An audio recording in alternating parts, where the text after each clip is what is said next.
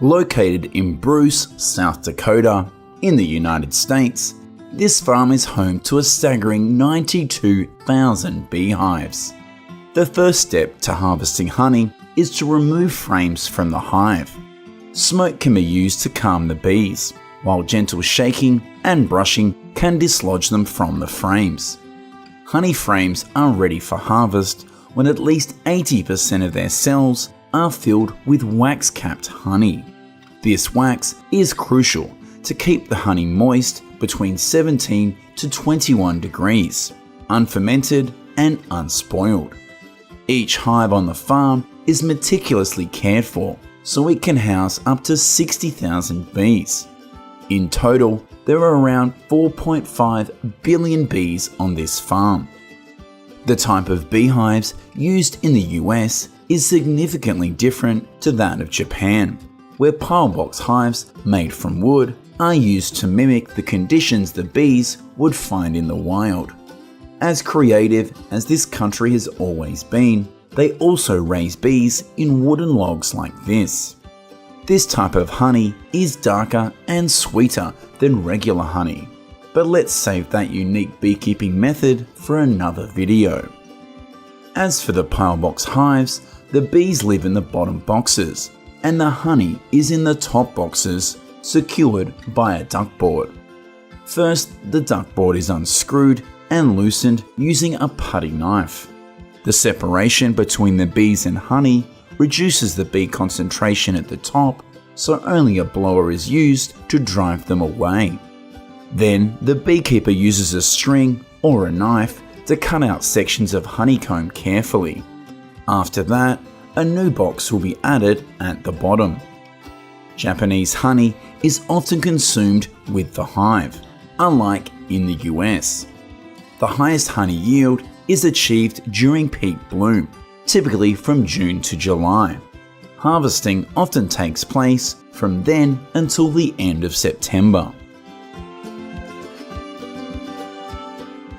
Now let's return to the extraction facilities in the US, where beehive frames are processed after being harvested. The first place they arrive is called the hot room. A hot room in this facility in Bruce can carry up to 10,000 honey boxes, stacking up to 5 meters high, and they are heavy with capped honey. Here, each box is placed into a machine to have its cap removed. This mixture of wax and honey drops down into this tank.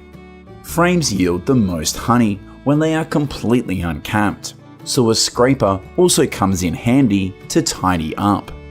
They are then conveyed and stacked into the honey extractor to have the honey spun out of the frames. Each extractor can hold 120 frames at a time, and it takes place approximately 16 minutes to extract them all at once.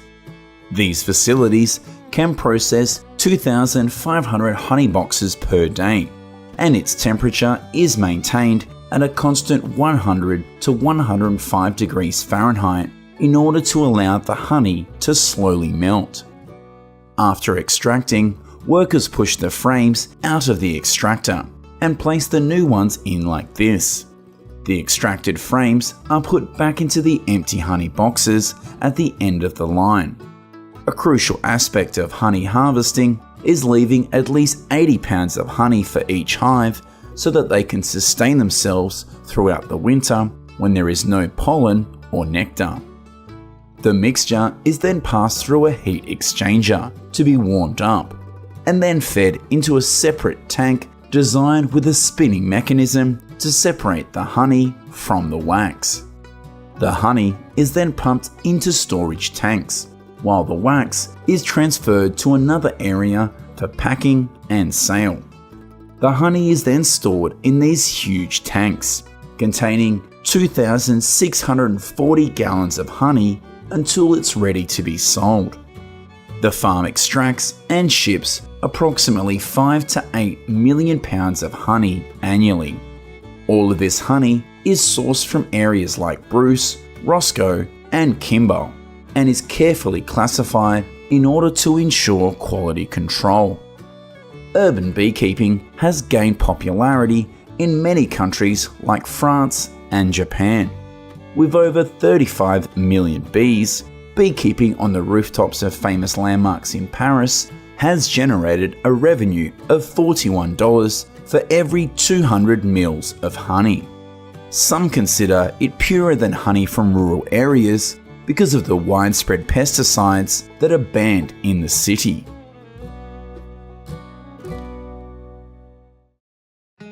Bees have a natural inclination to build their nests in high places. So in addition to rooftops, sheer cliffs are another location where millions of pounds of honey can be harvested. The Gurung people of Nepal have a millennia-old tradition of harvesting a type of honey called mad honey, which can sell for up to $300 a litre.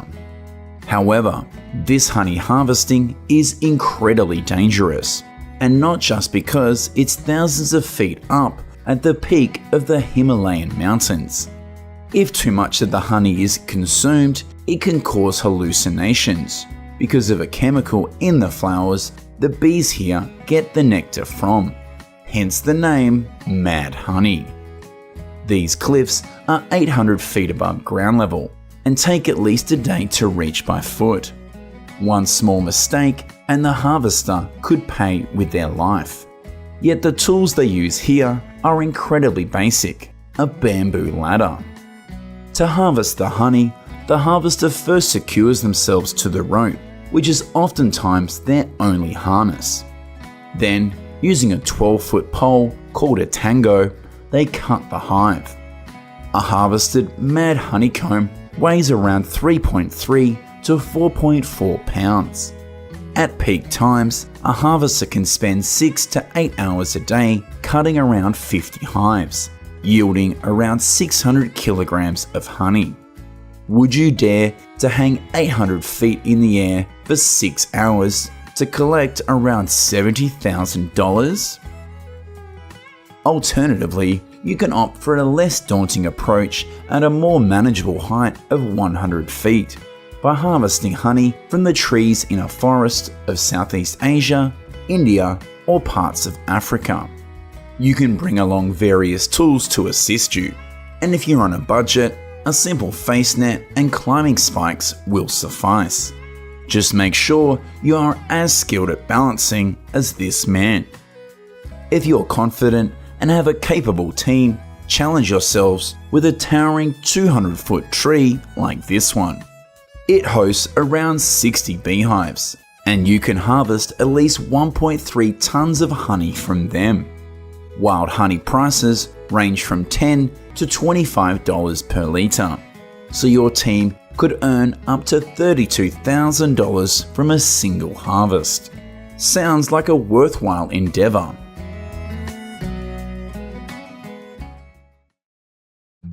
Our next stop is to visit the nomadic beekeepers in Asia and Africa, where the great seasonal variations in plant bloom. These nomadic beehives are moved up to 20 times a year to various locations for pollination and honey production. Nomadic beekeepers only harvest honey when there is a surplus, always leaving at least one full frame, or around 44 pounds of honey for these hard-working little creatures. Although transporting beehives, setting up new apiaries, and ensuring the bees adapt to a new environment are some of the logistical challenges for nomadic beekeepers, the variety of nectar sources may be able to produce higher quantities of honey, and those with a more diverse and complex flavour profile. Now, if we are talking about nutritious honey, Manuka is probably the first name that pops up in many people's heads. This honey is known to contain a higher concentration of antibacterial properties that are called methylgloxal. But did you know that Manuka honey is produced by bees that pollinate only the Manuka flowers in New Zealand and parts of Australia? Without proper management, this can put great pressure on this single plant species. Hence, nomadic beekeeping may have a lower environmental impact by utilizing a wider range of floral resources. In Africa, beehive fencing is a traditional agricultural practice widely used to protect crops from large herbivores, particularly elephants. This animal is evolutionarily sensitive to bees, so just the bee noise is enough to drive them away. A beehive fence consists of a series of beehives, typically made from wood or other locally available materials, connected by wires that surround a farm or crop field, with each hive placed around 10 to 20 meters apart.